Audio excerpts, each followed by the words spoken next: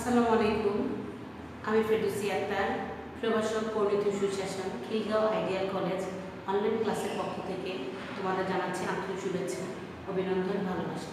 কেমন আছো তোমরা আমার প্রিয় শিক্ষার্থীরা? আশা করি তোমরা সকলেই যে যেখানেই আছো ভালো আছো। হ্যাঁ, আল্লাহর রহমতে মিসও ভালো আছে। আর আমিও দোয়া করি তোমাদের জন্য, তোমরা যে যেখানেই থাকো, যে প্রান্তেই থাকো, তোমরা সুস্থ থাকো।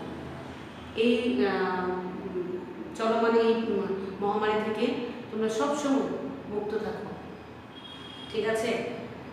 যাই হোক, আজ তোমাদের সাথে আমার আজ মঙ্গলবার, তোমাদের সাথে আমার ক্লাস। তোমরা প্রতি মঙ্গলবারই মিসের ক্লাস পাবা, ঠিক আছে? অনেকদিন পর তোমাদের সাথে আবার ক্লাসে হাজির হচ্ছি। তোমরা নিজেরাও মানে সম্ভবত জেনে গিয়েছো, আমাদের অনলাইন গ্রুপেও তোমাদের দিয়ে দেওয়া হয়েছে। তোমাদের সামনে তোমাদের প্রাকৃতিক বছরের পরীক্ষা, তোমাদের প্রাকৃতিক বছরের পরীক্ষার এমটি পরীক্ষা কিন্তু শেষ হয়ে গিয়েছে। আগামী নভেম্বর মাসের 5 তারিখ থেকে তোমাদের প্রাকৃতিক বছরের পরীক্ষা অনুষ্ঠিত হবে। আমি আশা করব আমার প্রিয় সকল ছাত্রছাত্রীরা সেই পরীক্ষাতে তোমরা কী করে অংশগ্রহণ করবা। আর তোমাদের উদ্দেশ্যে করে কিছু কথা বলা, আমি তোমাদেরকে বলেছিলাম তোমাদের নিজস্ব ফেসবুক আইডি, তোমাদের হোয়াটসঅ্যাপ নাম্বার যদি না থাকে সেটা ডাউনলোড করে নিয়ে হোয়াটসঅ্যাপ নাম্বারটা মিসকে দেওয়ার জন্য। তোমার সাথে অলরেডি তোমাদের সাথে অলরেডি আমার কথা হয়, মেসেজেও চ্যাটিং হয়। যাই হোক, তোমাদের শুধু কারিমা ছাড়া তোমরা বাকিরা কেউ এখনও পর্যন্ত তোমাদের পার্সোনাল আইডি নাম্বারটা এবং তোমাদের Facebook ID number, WhatsApp number কেউ আমাকে দেওয়ানি এখনও। তোমাদেরকে আমি আবারও অনুরোধ করছি, আগামী 22 তারিখের মধ্যে তোমরা এই নাম্বারগুলো আমাকে অবশ্যই তোমাদের CLG একটা গ্রুপ যে আছে সেই গ্রুপে আমাকে দিয়ে দিবা। তোমরা যখন দিবা তখন আমি অবশ্যই এগুলো কালেক্ট করে আমি স্যারের নিকট আমি এগুলো জমা দেবো, ঠিক আছে? তোমরা যদি না দাও তাহলে স্যারকে আমি জমা দিতে পারছি না। আর আরেকটা ব্যাপার হচ্ছে, তোমরা যারা এখনও গ্রামে আছো তারা এখন তো পরিস্থিতিটা অনেকটা স্বাভাবিক বাবা।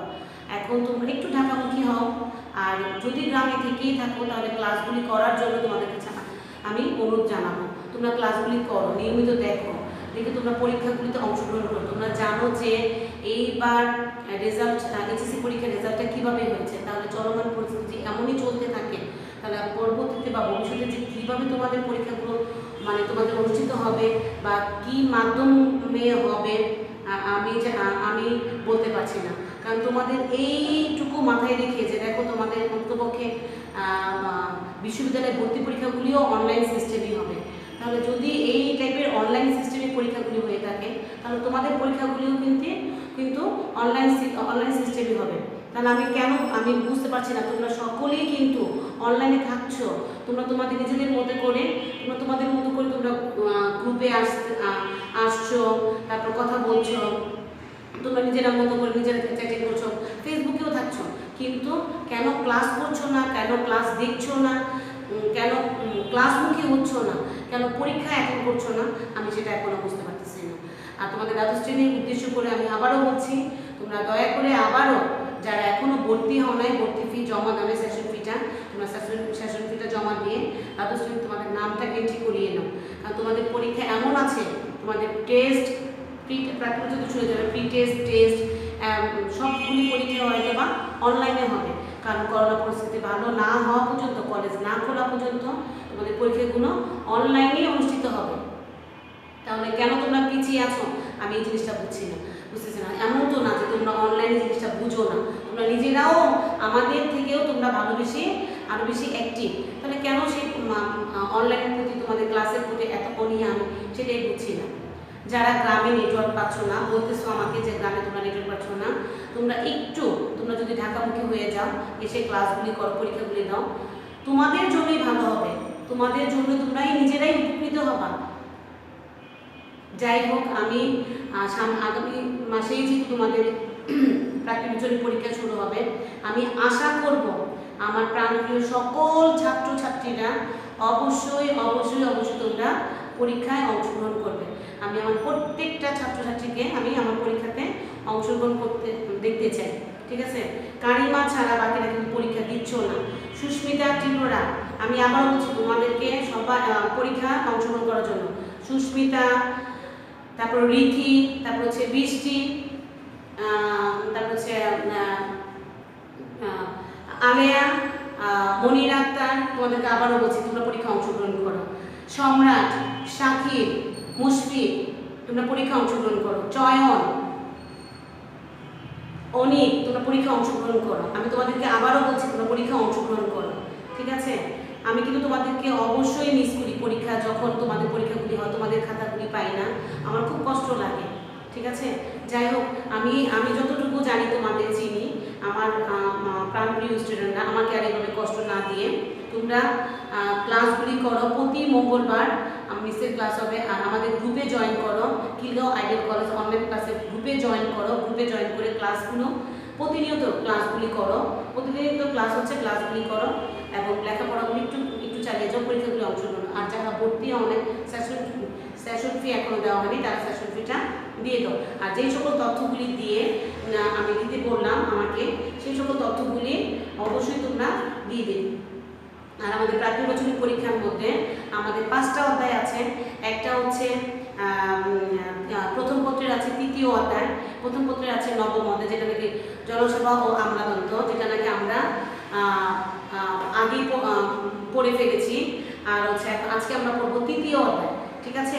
তারপর দ্বিতীয় পত্র থেকে আছে প্রথম অধ্যায়, তারপর হচ্ছে 2য় অধ্যায়, তারপর হচ্ছে 8ম অধ্যায়।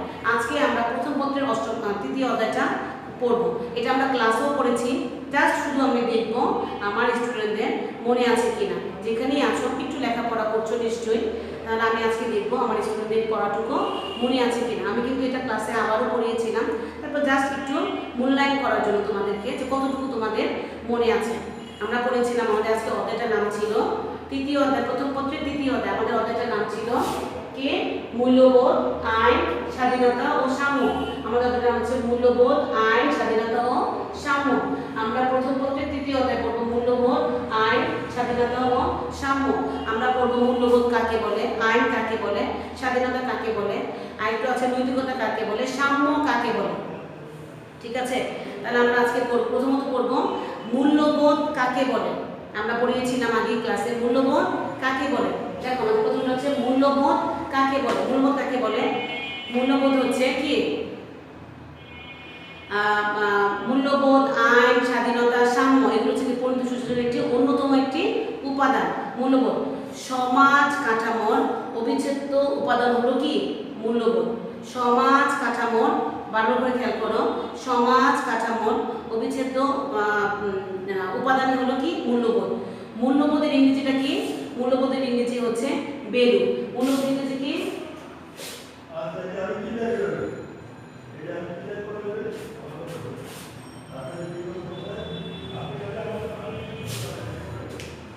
মূল্যবোধের ইংরেজি হচ্ছে ভ্যালু।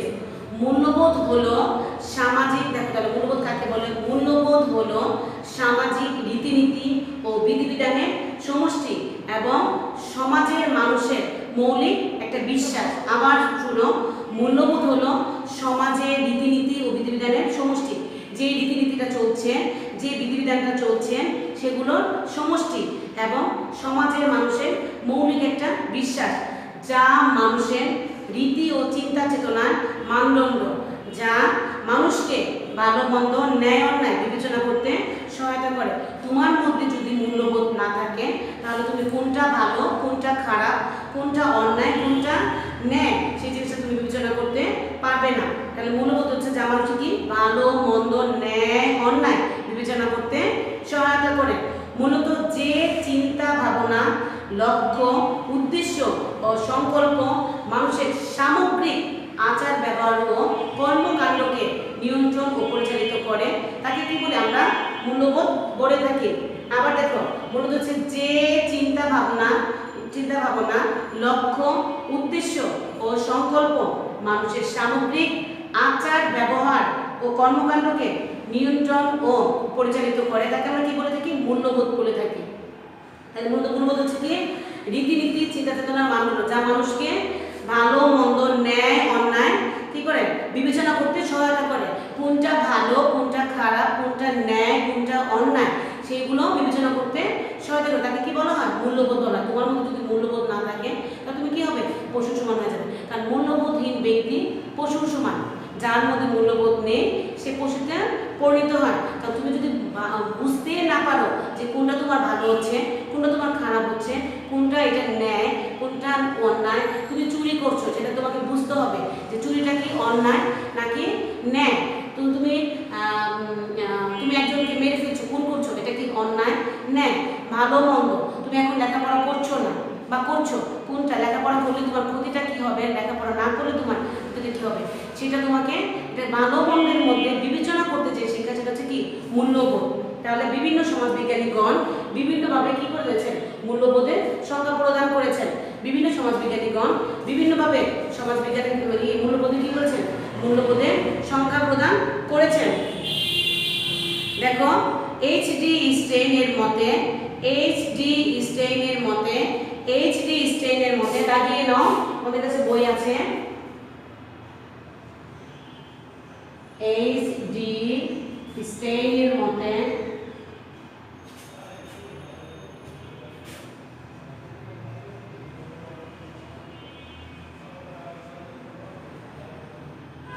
সামনে নিশ্চয়ই বই রেখেছো, বইটা ভালো করে হাতে রাখো এবং দাগিয়ে নাও।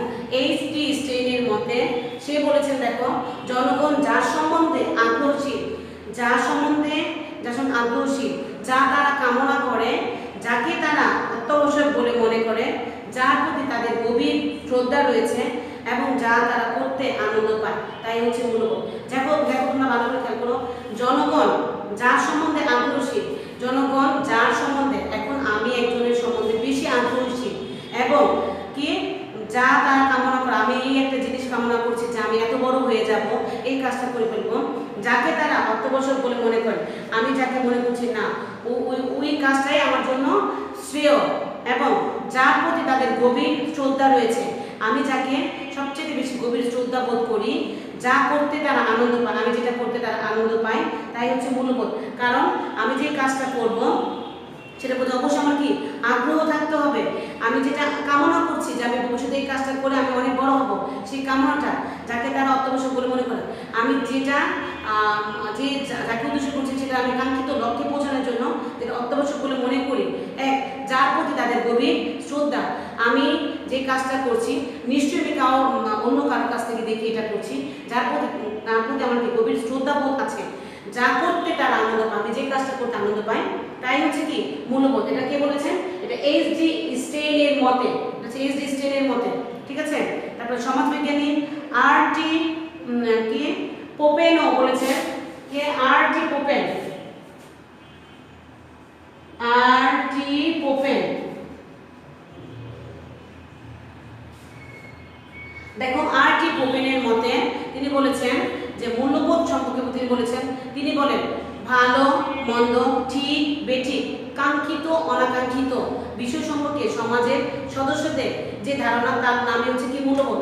দেখো আর.টি. পোপেন কি বলেছেন, একটা সহজ একটা সংজ্ঞা দিয়েছেন, দাগিয়ে নাও। তিনি বলেছেন ভালো মন্দ, ঠিক বেঠিক, কাঙ্ক্ষিত অনাকাঙ্ক্ষিত বিষয় সম্পর্কে সমাজের সদস্যদের যে ধারণা তার নামে হচ্ছে কি মূল্যবোধ। কারণ সমাজের যে সদস্যরা আমরা আছি তারা যেটা মনে করছে এটা ভালো, এটা মন্দ, এটা ঠিক, এটা বেঠিক, এটা কাঙ্ক্ষিত, এটা অনাকাঙ্ক্ষিত, এটা আমরা আশা করছি, এটা আমরা আশা করছি না, বিষয় সম্পর্কে সমাজের সদস্যদের যে ধারণা তার নামে হচ্ছে কি মূল্যবোধ। মূলত হচ্ছে মূল্যবোধটা কি ভালো মন্দের বিচার বিবেচনা করা হচ্ছে কি মূল্যবোধ, ঠিক আছে। এখন দেখো মূল্যবোধের কিছু বৈশিষ্ট্য আমরা লক্ষ্য করতে পারি। তাহলে দেখো আমরা কিন্তু গত ক্লাসে আমরা এই তৃতীয় অধ্যায়টা পড়ে ফেলেছিলাম। তোমরা কি করবা, মূল্যবোধের বৈশিষ্ট্যগুলি পড়বা। মূল্যবোধ কাকে বলে, পরিবর্তনশীলতা, কারণ মূল্যবোধ হচ্ছে একটা পরিবর্তনশীল, কারণ এক এক সমাজে এক এক জায়গায় তার মূল্যবোধ কি এক এক রকমের তার রূপ ধারণ করে। কারণ মধ্যপ্রাচ্যের দেশগুলোতে দেখো, আমাদের দেশে যেমন আমাদের এখানে যেমন মদ পান করা একেবারে নিষিদ্ধ, আর পাশ্চাত্যের দেশগুলোতে কি হচ্ছে মদ পানটা তারা একেবারে ইজিভাবে তারা নিয়ে নিচ্ছে, এটা স্বাভাবিক কিছু বলে এটা মনে করছে। ভিন্নতা, এক এক দেশে এক এক রকম এটার কি এটার মধ্যে ভিন্নতা রয়েছে। কারণ কেন বলে এক এক জায়গায় এক একজন আমরা যেই কাজটাকে ঘৃণা করি, অন্য একটা জায়গায় সেই কাজটাকে কি ঘৃণা চোখে দেখে না, ভালো চোখে দেখে। একতা, মূল্যবোধ সমাজের মানুষকে কি ঐক্যবদ্ধ সূত্রে কি করেন, আবদ্ধ করে ফেলেন। সামাজিক মানদণ্ড, মূল্যবোধ যদিও কোনো আইন বা আইনগত বিধিবিধান নয়, তথাপি এর ভিত্তিতে মানুষের কাজে ভালো মন্দ বিচার করা হয়। কারণ দেখো মূল্যবোধ কি কিন্তু কোনো আইন না, কিন্তু তারপরে আমরা কি দেখো মূল্যবোধ আছে বলে আমরা এটাকে কোনটা ভালো, কোনটা ন্যায়, কোনটা অন্যায়, এর মধ্যে কি আমরা পার্থক্যটা আমরা লক্ষ্য করতে পারি এবং পার্থক্যটা আমরা করতে পারি। তাহলে আমরা কি মূল্যবোধের বৈশিষ্ট্য দেখলাম। তারপর আছে কি মূল্যবোধের উপাদান বা ভিত্তি। দেখো মূল্যবোধের উপাদান বা ভিত্তিটাও পড়বা। নীতি ও নৈতিকতা, সামাজিক ন্যায় বিচার, স্বচ্ছতা ও জবাবদিহিতা, আইনের শাসন, সহনশীলতা, সহমর্মিতা, শ্রমের মর্যাদা।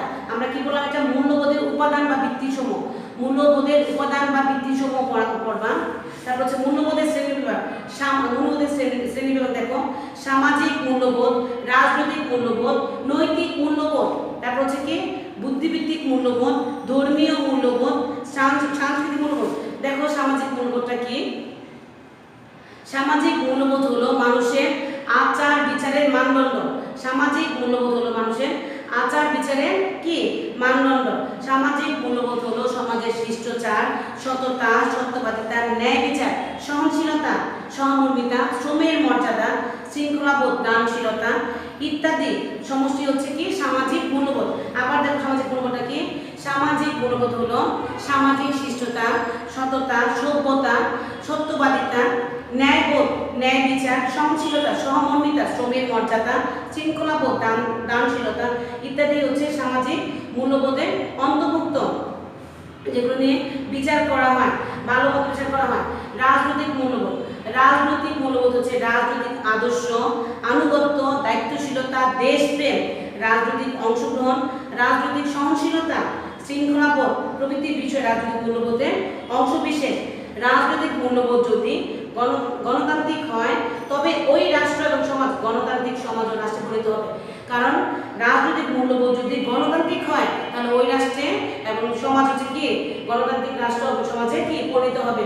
নৈতিক মূল্যবোধ, তারপর হচ্ছে কি বুদ্ধিভিত্তিক মূল্যবোধ, তারপর হচ্ছে কি ধর্মীয় মূল্যবোধ, সাংস্কৃতিক মূল্যবোধ। তাহলে আমরা কি বললাম, মূল্যবোধের উপাদান সমূহ পড়লাম, মূল্যবোধের শ্রেণীবিভাগ পড়লাম, মূল্যবোধের বৈশিষ্ট্য পড়লাম, মূল্যবোধ কাকে বলে সেটা পড়লাম।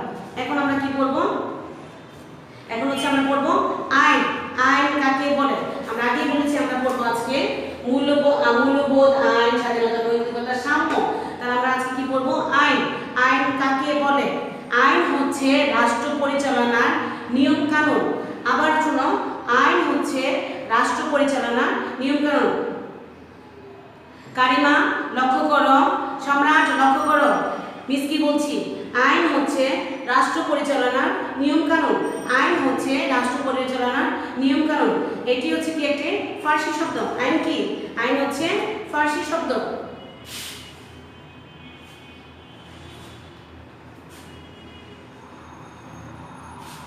দেখো আইন হচ্ছে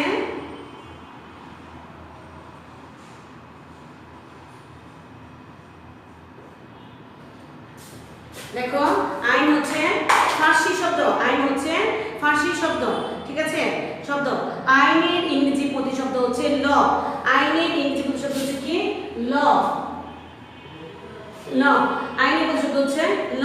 এর উৎপত্তি হচ্ছে টিউটনিক শব্দ, লেখ থেকে এসেছে। টিউটনিক শব্দ, টিউটনিক শব্দ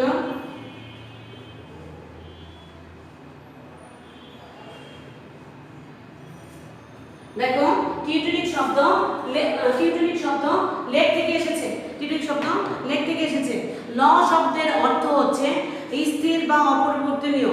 ল শব্দের অর্থ হচ্ছে স্থির বা অপরিবর্তনীয় এবং এটি সকলের ক্ষেত্রে সমানভাবে প্রযোজ্য। তাহলে আমরা কি বুঝলাম? আইন হচ্ছে রাষ্ট্র পরিচালনার নিয়ম কানুন। আবার শোনো, আইন হচ্ছে রাষ্ট্র পরিচালনার নিয়ম কানুন। এটি একটি ফার্সি শব্দ। আইনের ইংরেজি প্রতিশব্দ হচ্ছে ল।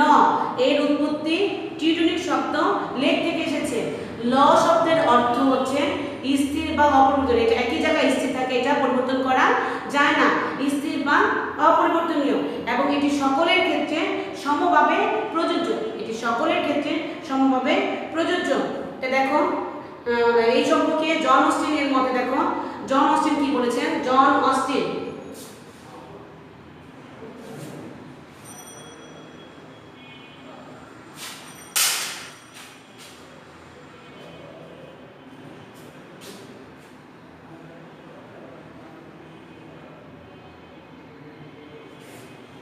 দেখো এই সম্পর্কে জন অস্টিন কি বলেছেন। জন অস্টিনের মতে সার্বভৌম শাসকের আদেশই হচ্ছে আইন, সার্বভৌম শাসকের আদেশই হচ্ছে আইন। এখন আমি আমার ক্লাসে আমি বললাম তোমাদের এই কাজটা করতে হবে, তাহলে আমার আদেশটা কি আইনে পরিণত হবে। সার্বভৌম শাসকের আদেশ হচ্ছে আইন। জন অস্টিন মতে সার্বভৌম শাসকের আদেশই হচ্ছে আইন। গ্রিক দার্শনিক অ্যারিস্টটলের মতে আইন হলো আবেগ বর্জিত যুক্তি। গ্রিক অ্যারিস্টটলের মতে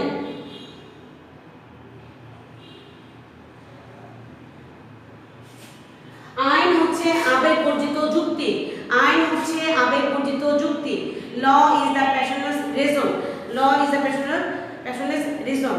তারপর হচ্ছে তাহলে কি মূলত আইন হলো, তাহলে আমরা কি বুঝলাম, মূলত আইন হলো আইনের প্রয়োগের মাধ্যমে সবলের অত্যাচার থেকে দুর্বলকে রক্ষা করা। তাহলে মূলত হচ্ছে কি আইন হলো আইনের প্রয়োগের মাধ্যমে, মূলত হচ্ছে কি আইন হলো আইনের প্রয়োগের মাধ্যমে সবলের অত্যাচার থেকে দুর্বলকে রক্ষা করা। তাহলে আমরা কি বললাম, আইন কাকে বলে, আইন কাকে বলে, আইন হচ্ছে আইনের অর্থ হচ্ছে স্থির বা অপরিবর্তনীয়। হচ্ছে কি মূলত আইন হলো আইনের প্রয়োগের মাধ্যমে সবলের অত্যাচার থেকে দুর্বলকে রক্ষা করা। এটা কি শব্দ, ফার্সি শব্দ। কোথা থেকে এসেছে, টিউটনিক শব্দ, লেক শব্দ থেকে এসেছে, যার অর্থ হচ্ছে ল শব্দের অর্থ হচ্ছে স্থির বা অপরিবর্তনীয় এবং এটি সকলের ক্ষেত্রে সমানভাবে প্রযোজ্য। দেখো আইনের উৎস, অধ্যাপক হল্যান্ড আইনের 6টি উৎসের কথা বলেছেন। প্রথা কি কি, দেখো প্রথা, ধর্ম, বিচারকের রায়। তারপর দেখো 6টি কথা বলেছেন। প্রথা, ধর্ম, বিচারকের রায়,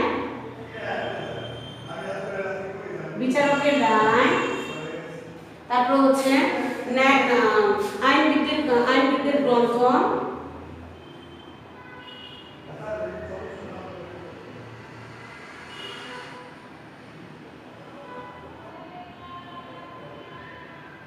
গ্রন্থ,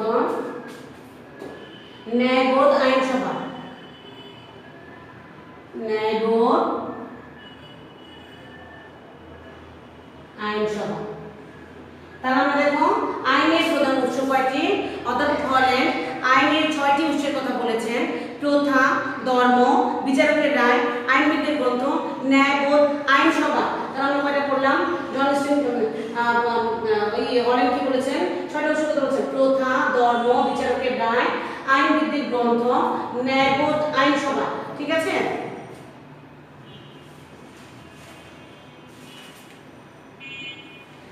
দেখো আইনের শ্রেণীবিভাগ কয়টি। আইনের শ্রেণীবিভাগ প্রধানত 2 প্রকার। আইনের শ্রেণীবিভাগ প্রধানত কয় প্রকার, 2 প্রকার। এক হচ্ছে আইন প্রণয়নকারী কর্তৃপক্ষের পার্থক্যের ভিত্তিতে আইন, আইন প্রণয়নকারী কর্তৃপক্ষের পার্থক্যের ভিত্তিতে আইন, আইন কাদের সঙ্গে সম্পর্কযুক্ত সেই সম্পর্কের ভিত্তিতে আইন, আইন কাদের সঙ্গে সম্পর্কযুক্ত সেই সম্পর্কের ভিত্তিতে আইন। আইনের শ্রেণীবিভাগ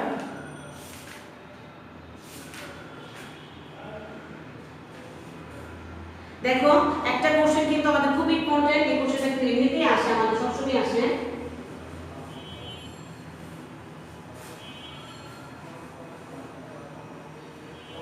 দেখো একটা প্রশ্ন কিন্তু আসে, আমাদের আইন মান্য করার কারণ কি, আমাদের কেন আইন মান্য করতে হবে, আইন মান্য করার কারণ কি, আইন কেন মান্য করতে হবে, আইন কেন মান্য করতে হবে, বা আইন মান্য করা কেন প্রয়োজন। ঠিক আছে, আইন মান্য করা কেন করতে হবে বা কেন প্রয়োজন।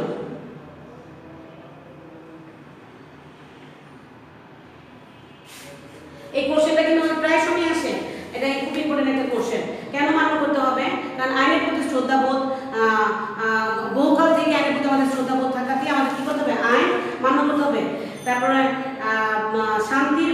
শাস্তির ভয়ে, মানুষ শাস্তির ভয়ে কি করে, আইন মান্য করে। আইন মান্য করা বাধ্যতামূলক, কেননা আইনের পেছনে সার্বভৌম শক্তির সমর্থন থাকে। কারণ আইন যদি মান্য না, শাস্তির ভয়, যে আইন যদি মান্য না করে আমাকে এরকম শাস্তি হতে পারে, শাস্তির ভয়, সহানুভূতিতার ভয়ে, যৌক্তিকতার ভয়ে, নিরাপত্তার ভয়ে, তারপর হচ্ছে ন্যায়বোধের ভয়ে, তারপর হচ্ছে ভবিষ্যৎ প্রয়োজনের কারণে আমরা আইনটাকে মান্য করি। অধিকার রক্ষার কারণে, আমাদের যে অধিকারগুলো আছে সেগুলো রক্ষার কারণে আমরা কি আইনটাকে মান্য করে থাকি। আইন মান্য করার সুবিধাসমূহ আছে দেখো, শান্তি শৃঙ্খলা প্রতিষ্ঠা করা, অধিকার সংরক্ষণ করা, প্রতিভা বিকাশের সুযোগ সৃষ্টি করা, পারস্পরিক সম্প্রীতি প্রতিষ্ঠা করা, ধর্মীয় স্বাধীনতা রক্ষা করা, আইনের সামনে। ঠিক আছে, আমরা এখন কি করবো, নৈতিকতা। তারপর আইন শেষ করলাম, আমরা এখন করবো কি, নৈতিকতা। নৈতিকতা কাকে বলে? ঠিক আছে, আমরা আজকে এখন কি করবো, নৈতিকতা কাকে বলে। নৈতিকতা হলো এক ধরনের মানসিক অবস্থা যা কাউকে অপরের মঙ্গল কামনা করতে এবং সমাজের প্রেক্ষিতে ভালো কাজের অনুপ্রেরণা দেয়।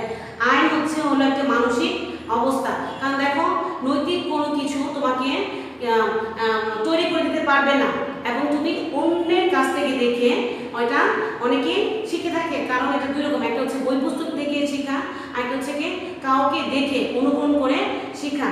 কারণ এটা হচ্ছে একটা মানসিক অবস্থা। কারণ মনের যে অবস্থাটা সেটাকে কি বলে, নৈতিকতাটা বলা হয়। কারণ নৈতিকতা কেউ কাউকে তৈরি করে দিতে পারে না। বুঝলেন? নৈতিকতা হলো এক ধরনের মানসিক অবস্থা যা কাউকে অপরের মঙ্গল কামনা করতে এবং সমাজের প্রেক্ষিতে ভালো কাজের অনুপ্রেরণা দেয়। কারণ তুমি যখন রাস্তা দিয়ে একজন ভিক্ষুক হেঁটে যাবে, তাকে ভিক্ষা দেওয়া, তারপর অন্ধ লোককে রাস্তায় পার করে দেওয়া, তারপর যখন বয়স্ক পিতামাতা থাকবে তাদের বয়সকালে তাদেরকে সাহায্য সহযোগিতা করা, তাদের আদর যত্ন করা, তাদের ভালোবাসা হচ্ছে তোমার নৈতিকতার মধ্যে পড়ে। কিন্তু কোনো আইনের মধ্যে নেই যে তুমি ভিক্ষুককে তুমি ভিক্ষা দিতে হবে, কোনো আইনের মধ্যে নেই তুমি এক অন্ধ ব্যক্তিকে রাস্তা পার করে দিবা। ঠিক আছে, কেউ একজন অসুস্থ রোগী তোমারই পাশে, তোমারই প্রতিবেশী একজন অসুস্থ হয়ে আছে, তাকে সাহায্য করা, এটা তোমার কোনো আইনই নেই, কিন্তু এটা তোমার নৈতিকতা বোধ থেকে জাগ্রত হবে। ঠিক আছে, নৈতিকতার ইংরেজি প্রতিশব্দ হচ্ছে মরালিটি। নৈতিকতার ইংরেজি প্রতিশব্দ হচ্ছে মরালিটি, MOR। নৈতিকতা হচ্ছে MORAL।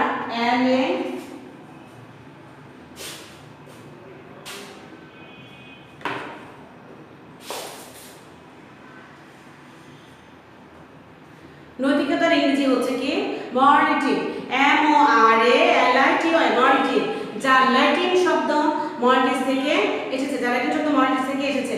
মরালিটি শব্দের অর্থ হচ্ছে সঠিক আচরণ। মরালিটি শব্দের অর্থ হচ্ছে সঠিক আচরণ, আচার আচরণ, রীতিনীতি ও চরিত্র। মরালিটি শব্দের অর্থ হচ্ছে সঠিক আচার আচরণ ও রীতিনীতি ও চরিত্র।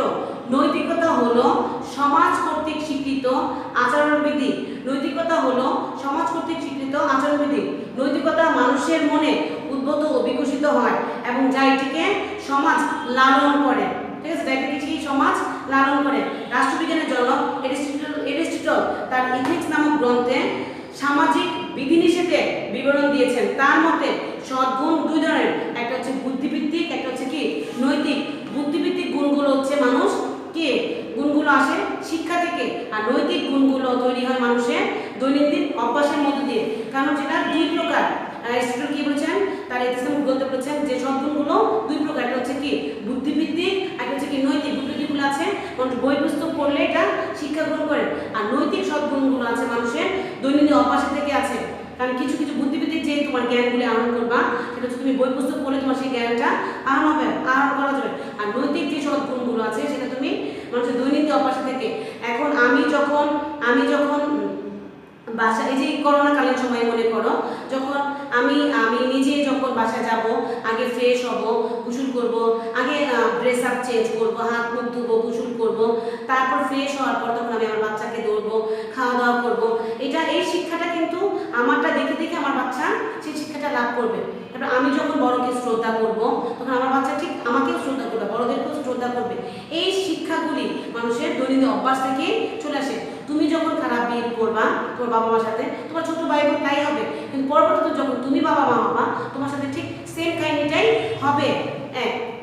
তাহলে হচ্ছে কি, মূলত নৈতিকতা হলো ভালো মন্দের মধ্যে পার্থক্য তৈরি করে, কোনটি করা উচিত আর কোনটি করা উচিত নয় তা নির্ধারণ করে। মূলত নৈতিকতা হলো কি, ভালো মন্দের মধ্যে কি পার্থক্য তৈরি করে, কোনটি করা আমাদের উচিত আর কোনটি করা উচিত নয়। স্বাধীনতা, আমরা আবার বলবো কি, আজকে বলবো কি, স্বাধীনতা।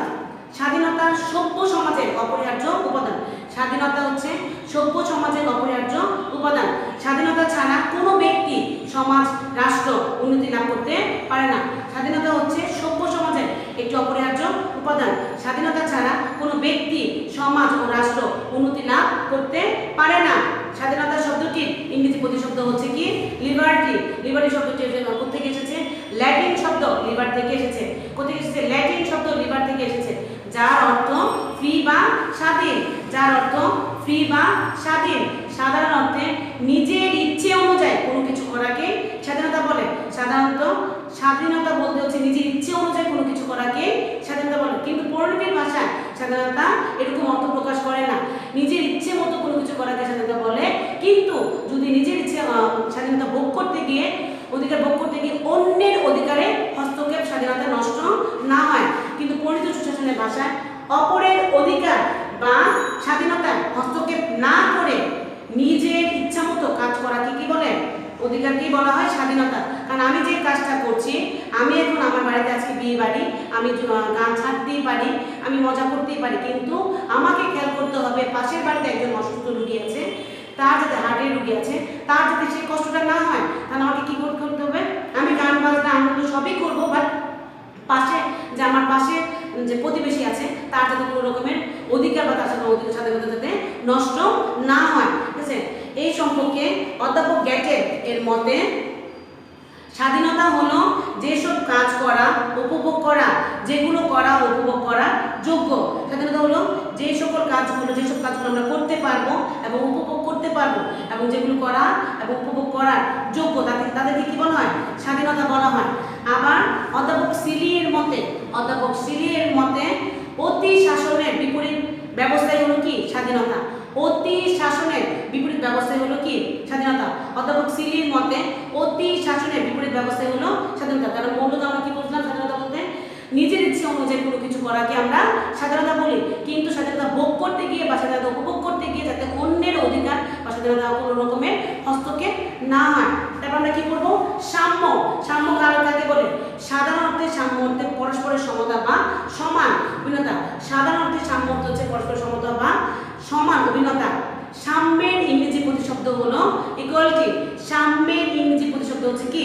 ইকুয়ালিটি, যার অর্থ হচ্ছে সমান বা সমতা। যার অর্থ হচ্ছে সমান বা সমতা। কিন্তু পরিণতি ও সুশাসনের সাম্য বলতে বোঝায় সমাজে কোনো বিশেষ শ্রেণীর জন্য বিশেষ কোনো সুযোগ সুবিধার ব্যবস্থা না রেখে সকল শ্রেণী পেশার মানুষের জন্য সমান সুযোগ সুবিধা নিশ্চিত করাকে কি বলা হয়? সাম্য বলে। সাধারণ অর্থে সাম্য বলতে কি বলে? সমতা বা সমানকে বোঝায়, কিন্তু পরিণতি ও সুশাসনের ভাষায় সাম্য বলতে সমাজে কোনো বিশেষ শ্রেণী বা পেশার মানুষের জন্য বিশেষ কোনো সুযোগ সুবিধা না রেখে সকল শ্রেণী পেশার মানুষের জন্য একই রকম সমান সুযোগ সুবিধা নিশ্চিত করাকে কি বলা হয়? সাম্য বলা হয়। 19শ শতাব্দীতে সাম্য বলতে আইনের চোখে সকলেই সমান এবং ভোট প্রদানের মাধ্যমে নির্বাচিত হওয়া সমান অধিকার ও সুযোগ সুবিধা লাভ করাকে কি বোঝা হয়? সাম্য বলা হয়। তাহলে দেখো আমরা আজকে এই অধ্যায়ে কি বললাম? মূল্যবোধ কাকে বলে, আইন কাকে বলে, স্বাধীনতা কাকে বলে, নৈতিকতা কাকে বলে, সাম্য কাকে বলে, আমরা এই অধ্যায়টা আগেও পড়েছি। এখন আরেকবার একটু রিভিশন দেখলাম যে আমার প্রিয় স্টুডেন্টরা সেটা মনে আছে কিনা। ঠিক আছে? তাহলে আমরা প্রথম পত্রের তৃতীয় অধ্যায়টা আজকে শেষ করলাম। ঠিক আছে? তোমাদের এই অধ্যায়টা আজকে শেষ করার পরে আমি আবারও বলছি, তোমরা এই ক্লাসগুলো নিয়মিত করো। প্রতি মঙ্গল আমার সাথে ক্লাসে, শুধু আমার ক্লাস না, আমার প্রত্যেকটা সাবজেক্টের যে টিচাররা ক্লাসগুলি করছে কষ্ট করে, সকলের কাছে অনুরোধ থাকবে সেই ক্লাসগুলি নিয়মিত করো, পরীক্ষায় অংশগ্রহণ করো, পরীক্ষাগুলি দাও।